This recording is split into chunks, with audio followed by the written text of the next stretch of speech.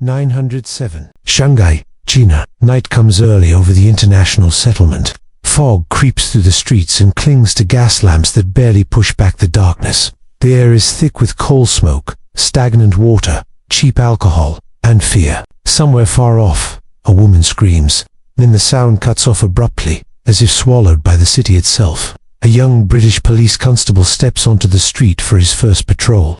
His uniform is new, his boots stiff, his confidence borrowed from training manuals written far from this place. He believes law means something here. He is wrong. He never finishes that patrol. Shapes peel away from the darkness. Hands grab him. Steel flashes. He is dragged into an alley where men disappear. A knife slams into his body again and again, more than a dozen times. The attackers leave him bleeding in the gutter. Another anonymous body in a city that consumes them daily. Somehow, he survives.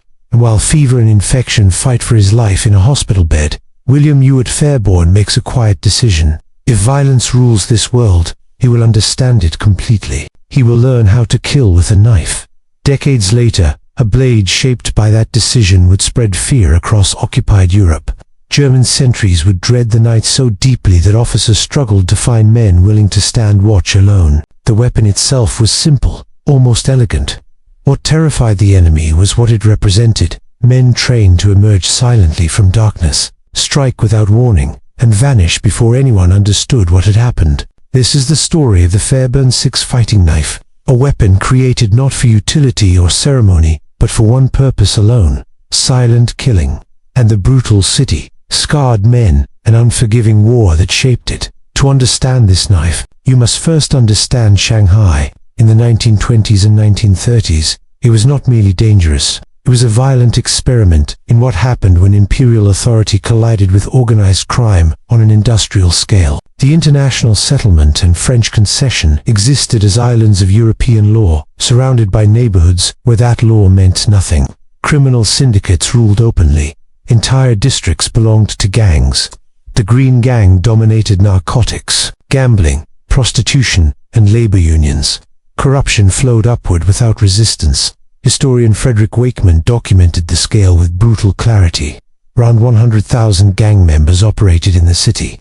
Roughly 3% of the population lived directly by violence. Kidnapping, extortion, and assassination were not scandals. They were business. Bodies floated down the Huangpu River so regularly that investigations became perfunctory. If a corpse showed no political value, it barely deserved a report. Shanghai rewarded speed and punished hesitation. Men who adapted survived. Men who hesitated vanished without record. This was the world that shaped Fair. He joined the Shanghai Municipal Police in 1907, part of a multinational force tasked with enforcing order where order resisted violently. British officers, Sikh constables, Chinese detectives, and European administrators faced riots, assassinations, and ambushes as routine hazards. There was no backup in the modern sense, no rapid response. When violence erupted, you dealt with it immediately, or you died. Fairbairn learned this lesson early. The ambush that nearly killed him was not an exception. It was a warning. During his recovery, he noticed a sign advertising instruction in jiu-jitsu in bone setting. The name meant little. The implication meant everything. Someone nearby understood how bodies broke. As soon as he could walk, Fairbairn sought the instructor out and began training. What followed was not casual interest, it was obsession. Over the next 30 years, Fairbairn absorbed anything that worked in real fights.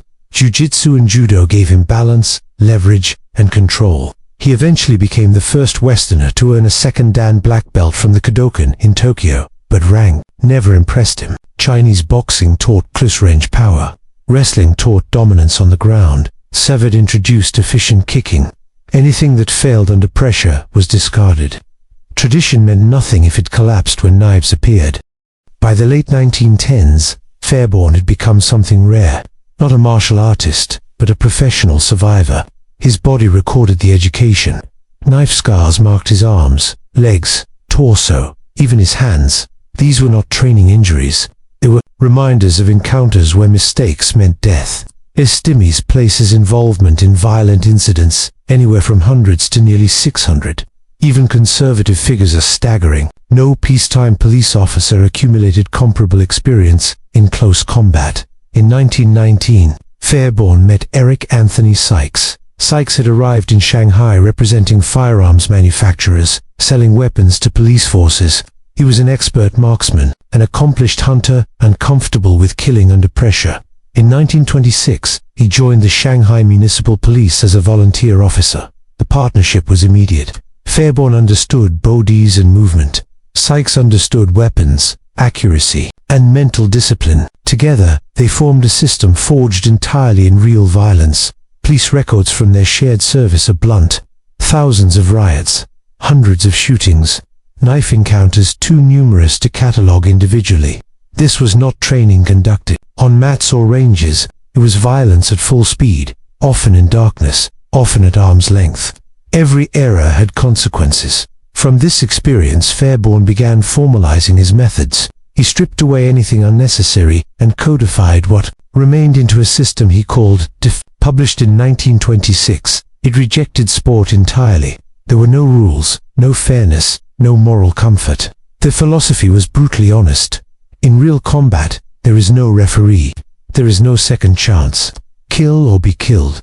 Defedu was designed for ordinary men facing extraordinary violence. Speed, surprise, and anatomical targets mattered most. Eyes, throat, arteries. The goal was immediate incapacitation, not dominance, not submission, survival. Fairbairn understood that hesitation killed more reliably than ignorance. When war erupted in 1939, Britain faced a problem it had not fully anticipated. Its army was trained for conventional warfare, but Germany occupied vast territories, and resistance movements emerged. Churchill wanted men who could strike deep behind enemy lines, sabotage infrastructure, assassinate key personnel, and disappear. Thus were born the Commandos. But Britain lacked doctrine for silent killing. Bayonets were too long. Utility knives were compromises. Trench daggers belonged to another war. In July 1940, Fairbairn and Sykes were commissioned despite their age. Experience mattered more than youth. They were sent to train the first Commandos in Scotland, bringing Shanghai's lessons with them. Its brutality, its realism, its refusal to lie about violence. Almost immediately, they identified the need for a dedicated weapon, not a tool, a solution. A knife designed solely to kill silently, quickly, and reliably in the dark. In November 1940, they walked into Wilkinson's sword with precise demands. The blade had to penetrate heavy clothing and slip between ribs. It had to cut arteries cleanly, not tear them. Balance mattered. Control mattered. The grip had to remain secure, even when slick with blood. Proton prototypes followed quickly. In January 1941, the first batch was delivered. The design was pure stiletto, a slender, double-edged blade, quick in the hand, optimized for thrusting. The handle was brass, deeply knurled, and brightly polished. Fairbairn believed the flash of steel created a moment of psychological shock. Trials confirmed the knife's effectiveness. Production expanded rapidly. As commando operations increased, demand for the knife expanded. Design changes followed as materials became scarce. Solid brass handles gave way to hollow constructions. Zinc alloys replaced strategic metals. The grip evolved into the familiar ringed pattern. Over 100 manufacturers eventually produced the knife. By the end of the war, nearly 2 million had been made, but the knife was only half the system. Training mattered more. At Aknikari Castle, men were forged through exhaustion and fear. Live ammunition exercises forced trainees to crawl beneath real gunfire. Forced marches broke bodies. Close combat instruction was relentless. Fairbairn earned the nickname Dangerous Dan. Some men died during training. Many carried injuries. For life, silent killing instruction was explicit. There was no euphemism. Soldiers were taught to approach from behind, disrupt breathing, prevent sound, and finish immediately. Fairbairn introduced the House of Horrors, a pitch-dark structure filled with sudden noises and blind corners. Men learned to react. Without conscious thought, hesitation was punished. Speed was rewarded. Fairbairn even developed time-to-death estimates for arterial strikes. These were not abstractions. They were practical guides. The subclavian artery, seconds to unconsciousness. The carotid, slightly longer. A heart strike produced immediate collapse. These figures gave men clarity in chaos. His Technique emphasized surprise, control, and silence. Approach unseen, deny air, then the knife. When Commandos deployed, the psychological effect was immediate. Rumors traveled faster than facts. Stories of silent killings spread along coastlines and garrison towns. Fear filled the gaps where evidence was missing. That fear mattered as much as any kill. Operation Basalt in 1942 crystallized this impact. A German sentry was killed silently. Prisoners attempted escape and were killed during extraction. When Hitler learned of it, his reaction was furious. He issued the Commando Order, mandating execution of captured commandos. It violated international law and would later stand as evidence at Nuremberg. But it revealed something crucial. The Germans were afraid, not of tanks or bombers, but of men who killed silently and vanished.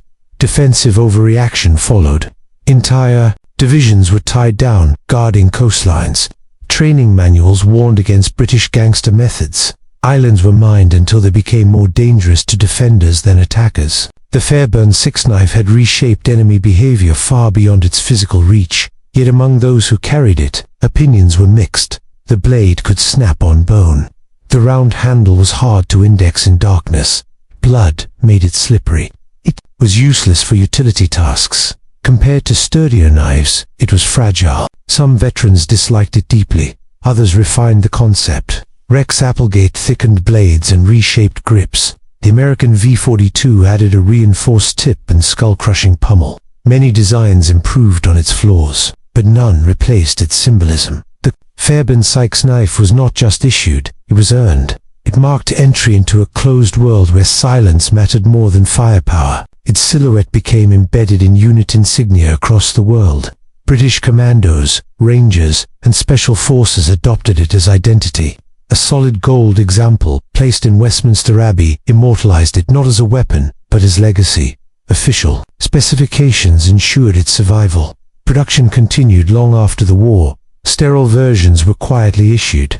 Nations ordered it not because it was perfect, but because it carried history. That history surfaced occasionally, even in modern conflicts. Reports from Afghanistan suggested its use decades after its creation. Details remain scarce, as they always are.